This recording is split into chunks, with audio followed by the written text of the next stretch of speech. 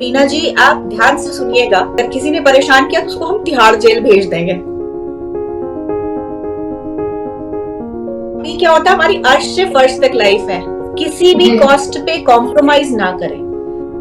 जब एक फौजी अपने घर परिवार से दूर सरहद पर तैनात रहता है तो एक फौजी ही नहीं बल्कि उसका पूरा परिवार भी देश के लिए कुर्बानी दे रहा होता है।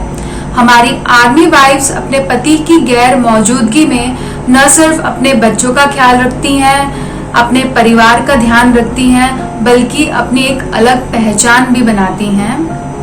आज इंटरनेशनल वुमेन्स डे पर हमारे साथ हैं आर्मी ऑफिसर की वाइफ, साथ ही well known defence author the force behind the forces Swapnil Pandey ji. Ma'am, आपका बहुत बहुत स्वागत करती हूँ TNN न्यूज वडोदरा में।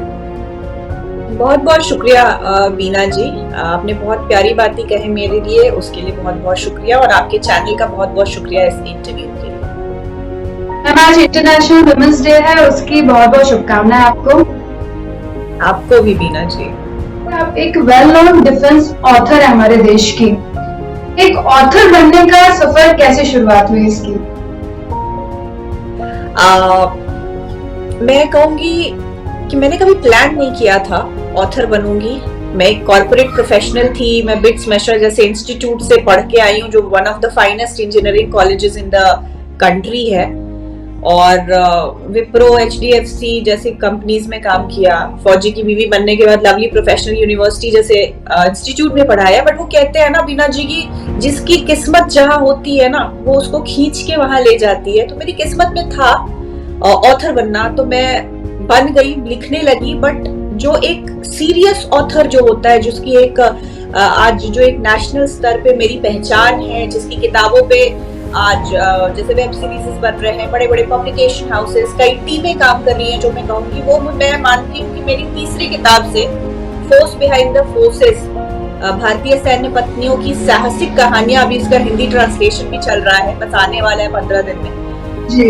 उससे हुई, और उसकी शुरुआत, उसका मैं पूरा, मुझे एक सीरियस ऑथर जिसके काम से जनता के अवचेतन पे प्रभाव पड़ रहा है, एक अवचेतना जाग रही है, एक सोशल कॉज जिनके वर्ड से हो रहा है, मैं इसका क्रेडिट करुणा चौहान को दूंगी।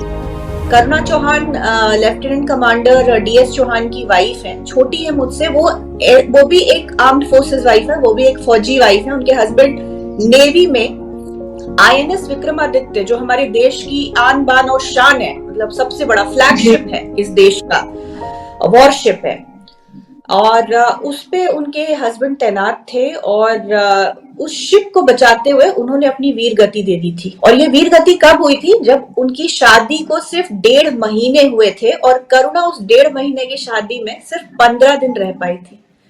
तो हम, क्योंकि आप लोग हम आर्मी वाइफ्स हैं और हम एक दूसरे की टच में रहते हैं, तो कुछ समय के बाद जब मैंने उनको फोन किया उनका हालचाल पूछने के लिए, तो उन्होंने मुझे, वो जीजा कहती है मुझे, तो उन्होंने मुझे कहा कि जीजा आप लिखती हैं, क्योंकि मैं 2 किताबें, सोल्जर्स गर्ल और love story of a commando, जो फिक्शन कहानियां हैं, ऑलरेडी लिख चुकी थी। तो उन्होंने कहा कि जीजा आप लिखती हैं तो कुछ ऐसी कहानियां लिखिए जिससे हम वीर नारियों को प्रेरणा मिले। तो उन्होंने मुझे ऐसी बात कह दी आज से कुछ 2-3 साल पहले, कि मैं इस टीम पे निकल पड़ी, और इसका फल भी मैं बताती हूँ मुझे कब महसूस हुआ।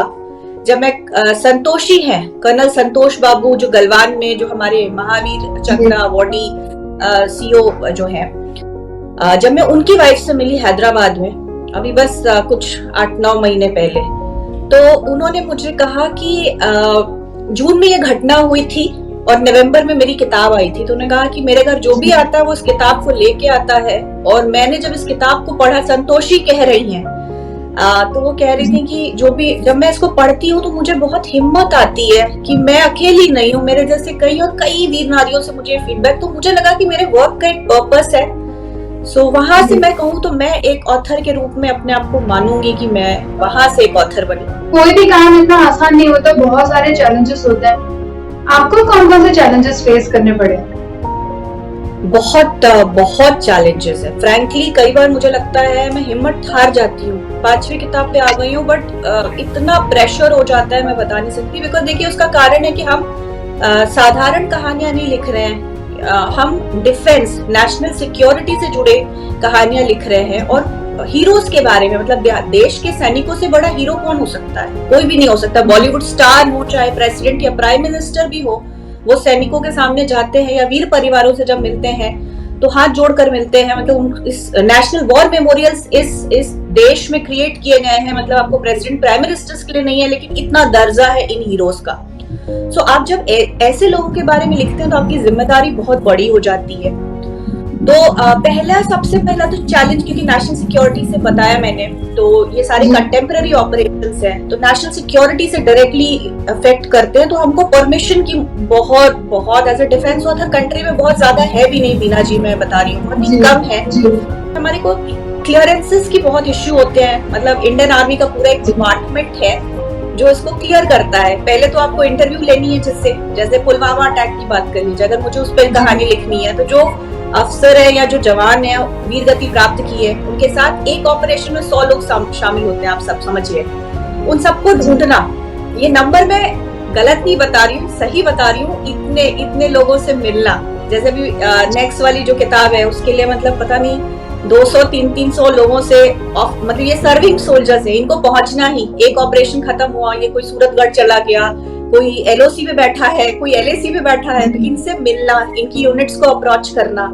तो क्लियरेंसेस के बड़े अलग अलग लेवल होते हैं, इनसे परमिशन लेना, वहां लेना। एक तो पहली ये होती है। दूसरी क्या होती है कि क्योंकि हम शहादत की कहानियां भी लिख रहे हैं, वीर गति की कहानियां भी लिख रहे हैं, तो जब जैसे फोर्स बिहाइंड द फोर्सेस में हुआ, अब मैं वीर नारियों से ये पूछती हूँ कि भाई तुमने पति को जैसे अपने खोया, वो लम्हा कैसा था? तो उनकी पूरी एक स्टोरी सुनना कि, और वो रोती रहती हैं। जैसे मुझे याद है कि सारिका गुलाटी की कहानी बता रही हूँ, ये सब बहुत डिफिकल्ट हो जाता है एज अ ह्यूमन बीइंग। जैसे मैं आपसे बात कर रही हूँ, मैं रोने लगूं, आप ऑकवर्ड हो जाएंगे। आप मुझे भी 5 मिनट पहले से जानती हैं कि मैं क्या करूं, और मैं इनकी जिंदगी जीती हूँ, इनके शूज में उतरती हूँ, इनके स्किन को फील करती हूँ, इमोशन को, कि कैसे मिले, कैसे प्यार हुआ। वो प्यारे प्यारे लोग, और ये बड़े प्यारे एक्स्ट्राऑर्डिनरी लोग हैं, बिकॉज ये सोल्जर्स हैं। मैंने उनसे कुछ उनके लव लेटर्स वगैरह मांगे, जो सुविनियर्स जब मैं रिसर्च करी थी फोर्स बिहाइंड द फोर्सेस पे। मैंने कहा कि आप मुझे दिखाओ वो बक्सों में से ना। 3-4 दिन तक उन्होंने मुझे कॉल नहीं किया। तो मैंने बोला कि हुआ क्या? मैंने कॉल किया तो वो रो रही थी, वीडियो कॉल किया मैंने, तो कह रही है कि देखो स्वप्निल, जब उस बक्से को, जिसको मैंने नीचे धकेल दिया था, अपनी रोज की जिंदगी को जीने के लिए हाथ लगाया ना, तुम्हारे लेटर्स निकालने के लिए, तो ये आंसू है, 4 दिन हो गए, रुक नहीं रहे। आप बताइए मुझे कितना बुरा लगेगा। एक इमोशनल सेटबैक को भी डील करना ये बहुत डिफिकल्ट हो जाता है।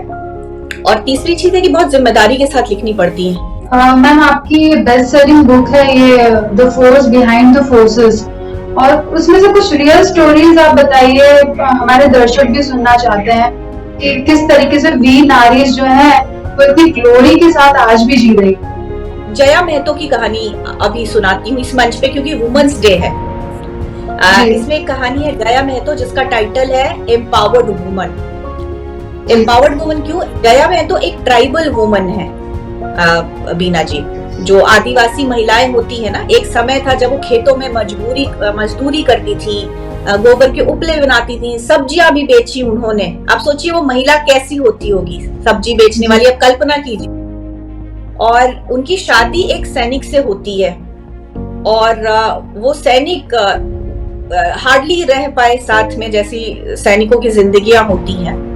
और इन सब चीजों का महत्व इसलिए है क्योंकि ये सब काम देश के लिए हो रहा है, किसी कंपनी के लिए नहीं हो रहा है, किसी ऑर्गेनाइजेशन, ये देश और देशवासियों के लिए हो रहा है।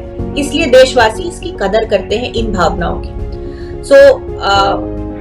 वो उन्होंने पढ़ाना शुरू किया जया को, और एक दिन वो वीर गति को प्राप्त हो जाते हैं। एनएसजी कमांडो थे उनके हस्बैंड लांस नायक राजकुमार महतो, जिन्होंने जैसे ताज अटैक वगैरह, कंधार अटैक वगैरह में उन्होंने पार्टिसिपेट किया था। इस तरह के सोल्जर्स होते हैं एनएसजी कमांडोज।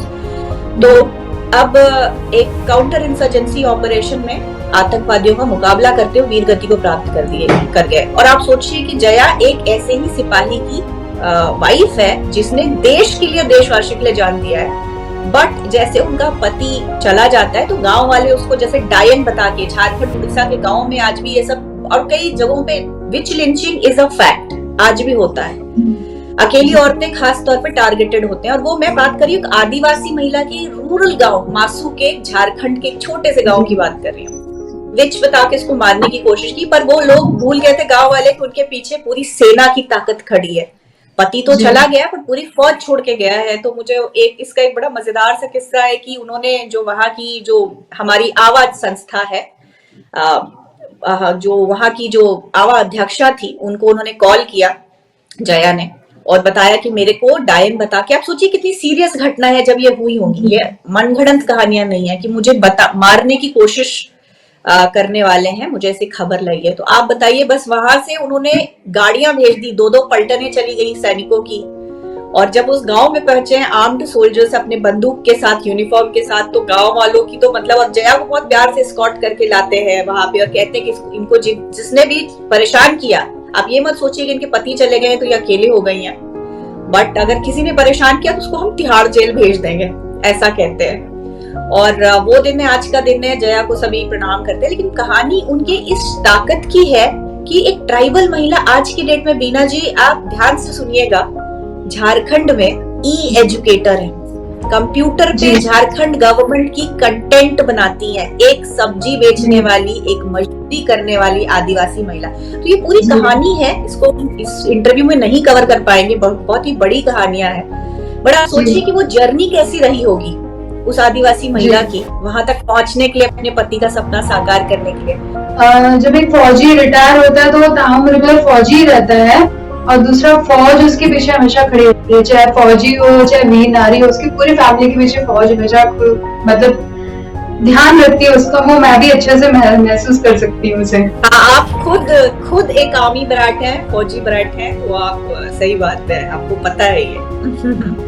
मैंने सुना है कि आप हॉर्स राइडिंग भी करती हैं, और आपकी हॉबीज के बारे में बताइए हमें।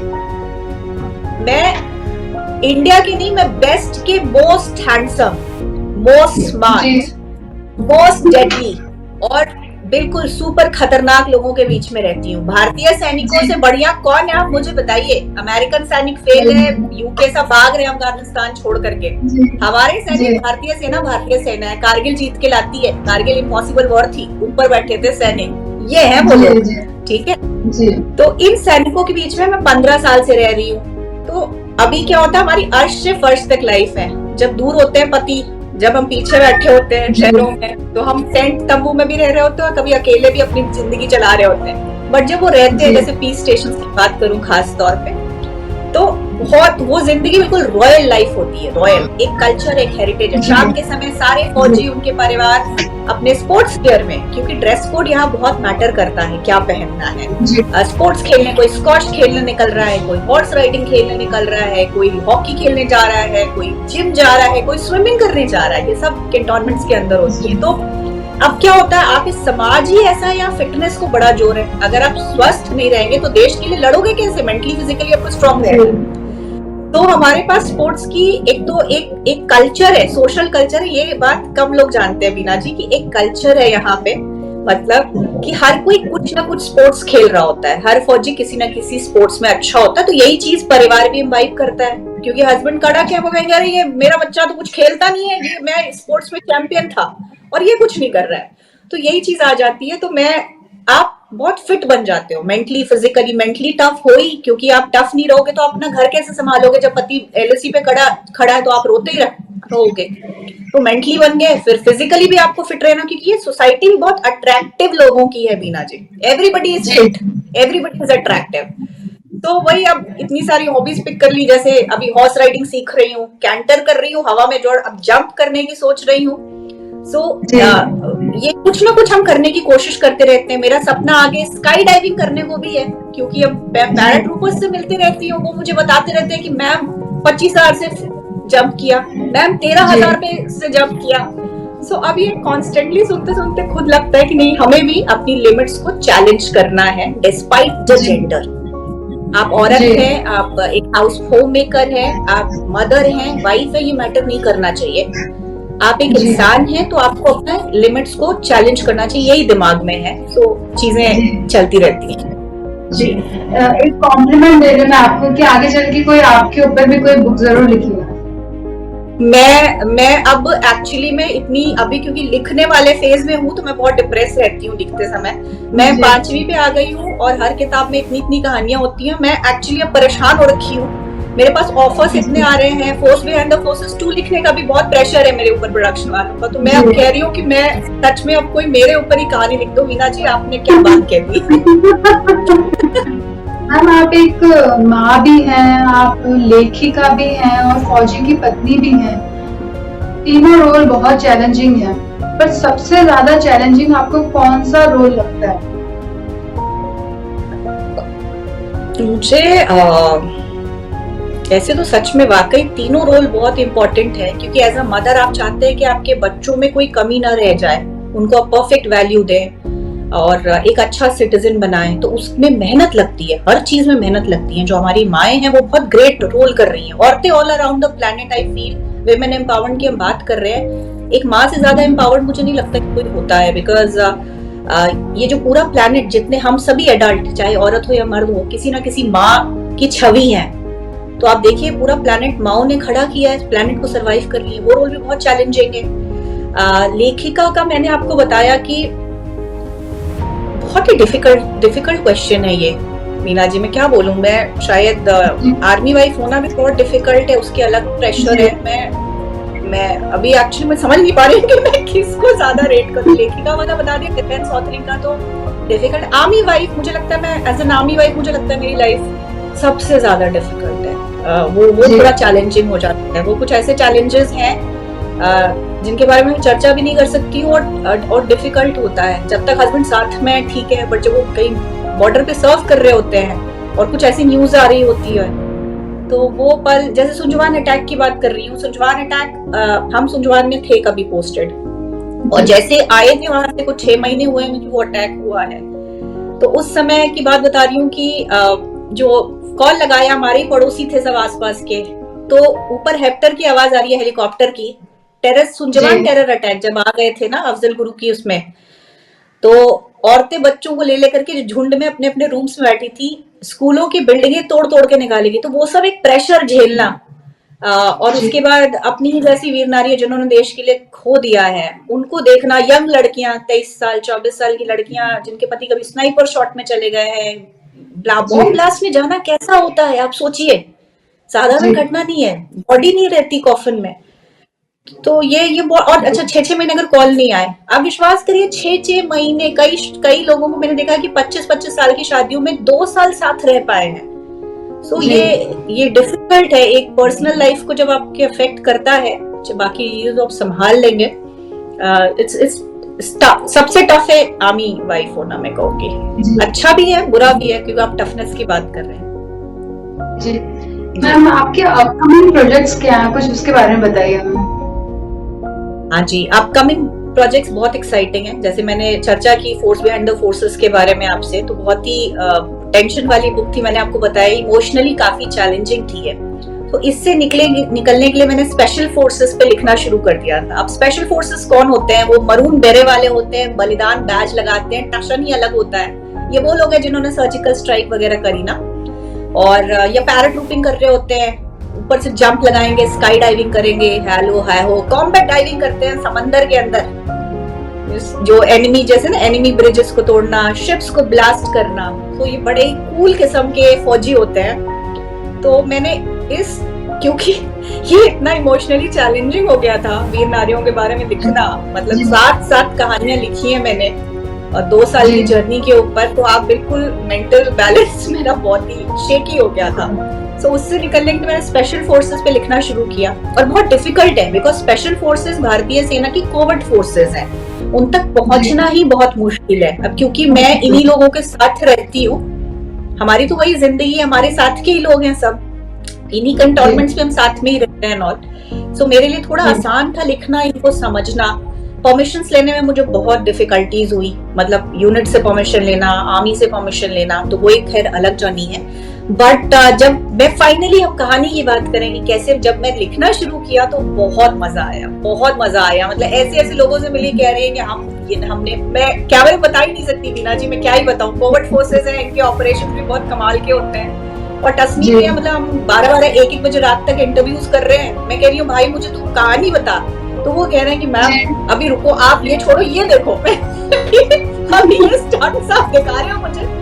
सो वो बहुत ही जोश भरे, जुनूनी लड़के आप जिनको कहिए हमारी सेना के, अलग ही टैशन है। यंग लड़के हैं बिल्कुल, 21 साल 22 साल में अफसर बन जाते हैं, 25-25 साल के लड़के हैं, बिल्कुल जोश में भरे हुए हैं देश के लिए। मतलब उनको देख के लगता है कि हर चैलेंज कुछ भी इम्पॉसिबल नहीं है।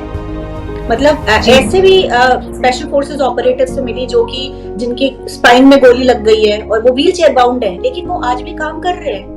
आप सोचिए, उनको मतलब उनको देख के लगता है कि हम छोटी छोटी तकलीफों पर रोते हैं कि हाय मेरी उंगली कट गई या हम एग्जाम में फेल कर गए, और इनकी स्पाइन में गोली लगी है, व्हील चेयर पे बैठे हुए हैं या हाथ उड़ गया है इनका, और ये देखो कहने आ रहे हैं ये तो बहुत ही बढ़िया, कुछ नहीं हुआ, मैं तो बच गया, सिर्फ हाथ गया है मेरा। अरे ये भी एक जज्बा है। तो ये एक बहुत बहुत बड़ा प्रोजेक्ट है बीना जी। स्पेशल फोर्सेस की किताब है, अभी तक आई नहीं है ऐसी किताब, और क्योंकि स्पेशल फोर्सेस पे कंपाइल्ड है, बताया मैंने, डिफिकल्टी है इन पे लिखना, बहुत डिफिकल्ट है। सो ये किताब आने वाली है जुलाई 2023 में, और एक वेब सीरीज आ रही है, काफी बड़े स्केल पे आ रही है। ये उस प्लेटफॉर्म का फ्लैग शो होने वाला है, और इसमें भी काफी काम है। तो ये सब चल रही हैं, चीजें एक साथ चल रही हैं, और मुझसे बिल्कुल मत पूछिएगा कि ये सब मैं कैसे कर रही हूँ, बिकॉज हर जगह ओरिजिनली उस दिमाग की, उस सोच की कीमत है, उस कहानी की कीमत है, तो बस हो रहा है। आप क्या मैसेज देना चाहेंगे आज इंटरनेशनल वुमेन्स डे पर? क्या बोलना चाहेंगे आज की जनरेशन को? जो देखिए इंटरनेशनल वुमेन्स डे है, तो मैं औरतों को ही मैसेज देना चाहूंगी। सभी औरतें, भारतीय औरतें खास तौर पे, चाहे वो एक होम मेकर हो, चाहे वो एक स्टूडेंट हो, चाहे वो 20 साल की हो, 40 की हो, 60 की हो, सबसे पहले तो मैं आपको ये मैसेज देना चाहूंगी कि अपनी इंडिविजुअल आइडेंटिटी को हमेशा इंटैक्ट रहिए।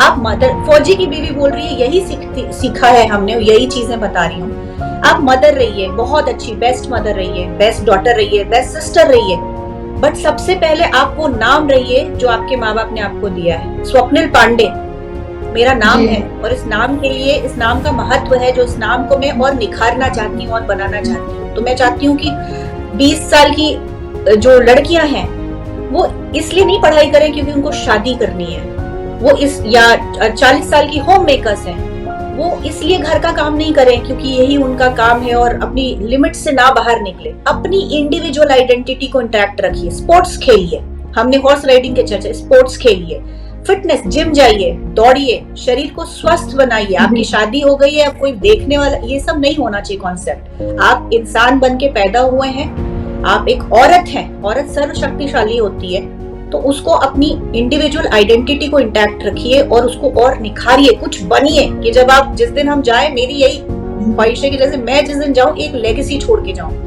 तो औरतों को हमेशा एक इंडिविजुअल आइडेंटिटी इंटैक्ट रखनी है। दूसरी, अपनी फाइनेंशियल इंडिपेंडेंस, किसी भी कॉस्ट पे कॉम्प्रोमाइज ना करें। हमेशा आपके पति का पैसा, आपके पति की पावर, आपके पिता का पावर, या आपकी पिता के रिसोर्सेज या पैसा, वो नहीं होना चाहिए। आपकी खुद की आइडेंटिटी, खुद का पैसा, खुद की पहचान, ये हमेशा रखिए। और आज के जमाने में हमारे पास बहुत सारी अपॉर्चुनिटीज भी हैं, तो ये रखिए। और स्वस्थ रहना है, शरीर में बीमारियां नहीं, कुछ भी आप तभी कर पाओगे जब आप स्वस्थ रहोगे। तो वही मैंने फिटनेस की बात करी, तो ये मेरा मैसेज है कि आप स्वस्थ रहिए, सबल रहिए, और एक औरत सबल रहेगी तो ये पूरा समाज, पूरा नेशन, पूरा प्लैनेट सबल होता चला जाएगा। यही वैल्यूज आप पास करेंगे, तो बहुत जरूरी है ये।